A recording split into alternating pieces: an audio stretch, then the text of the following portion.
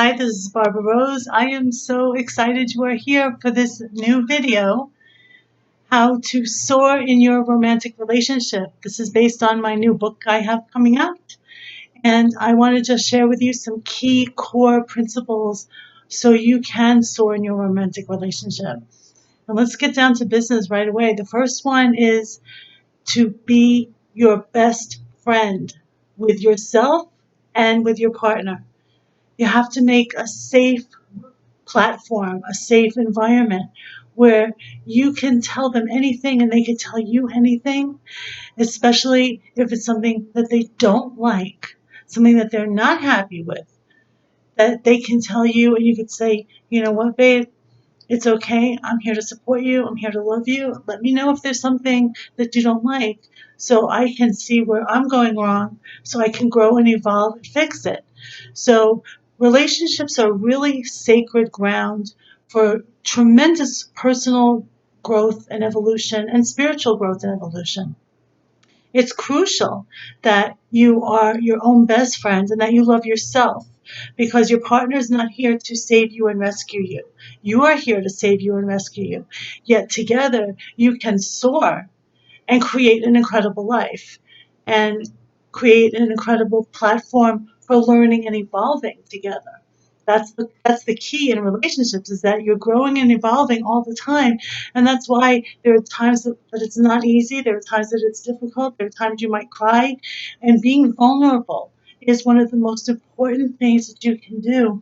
Being super transparent. This is another key principle is transparency, where you are genuinely being bearing your soul basically and making it say you could say like, you know what, babe, I just want to be really transparent with you and let you know how I really feel, where you can share some of your fears, some of your insecurities, maybe things that happened to you in the past that you need to grow with, and so they can get to know you.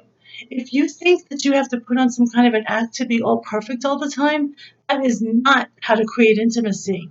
Intimacy, that old saying, into me, see into me. So putting up this perfect front or this wall, that can't be there at all. There has to be a lot of vulnerability and a lot of openness.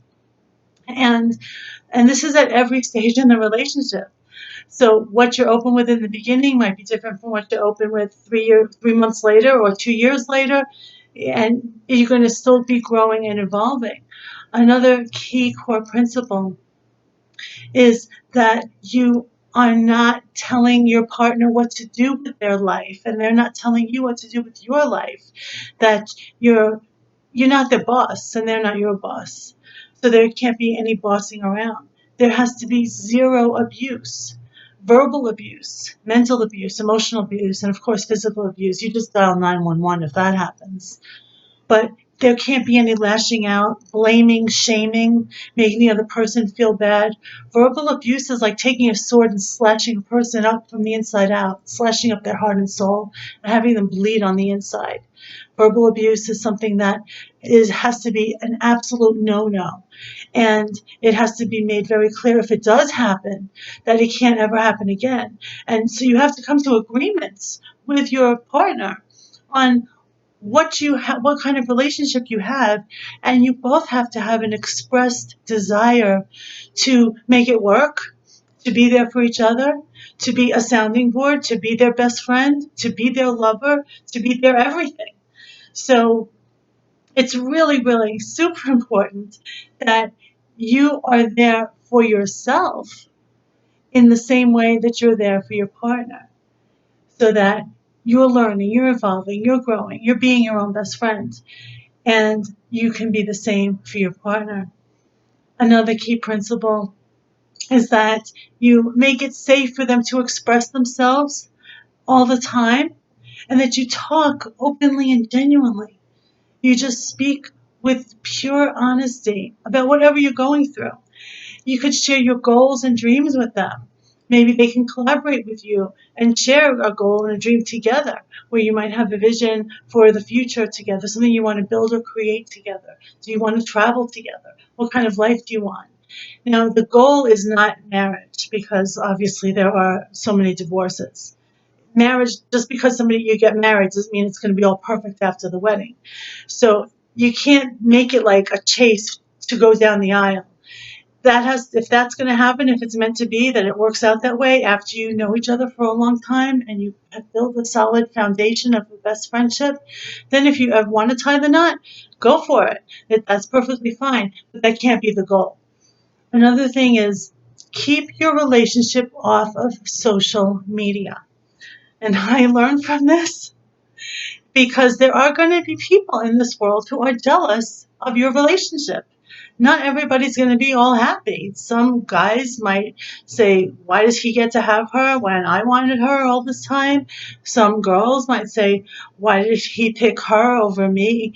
And so there's going to be jealousy. Keep your intimate, personal, private relationship intimate, personal, and private.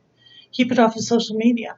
If you want to share it's your 5th or 10th wedding anniversary and you went to Rome, Italy to celebrate, or you got each other a gift, or you're celebrating with flowers, or you're going to the beach together, if you want to do that, then that's fine. There's nothing wrong with that, sharing that happiness. But just know that there might be people that are jealous and that are not in your corner, and it's best to keep your intimate life private. It's not the world's business what goes on behind closed doors. It's not the world's business what you are going through. So you want to keep it off of social media just to keep your relationship private and sacred. And just know that learning and growing in a relationship, it requires both of you to be 100% committed to the learning and growing and evolving process. So you both have to really express or even ask your partner, are, do you feel it's important to grow and evolve in a relationship? To grow and evolve as a person, as an individual. And the relationship is going to provide that fertile ground soil for tremendous personal growth and evolution so that you are becoming your highest version of you. And then as a couple, you can become your highest version of each other as a couple so that you're really enjoying your life together. And just know that if you go through challenging times, and every single relationship has challenges, some different degrees than others, but when you're going through the challenging times, that's the learning and growing process. And then you have to be willing to say, I'm wrong, or I'm sorry, or I made a mistake, or I shouldn't have said that, or I shouldn't have done that, whatever it is.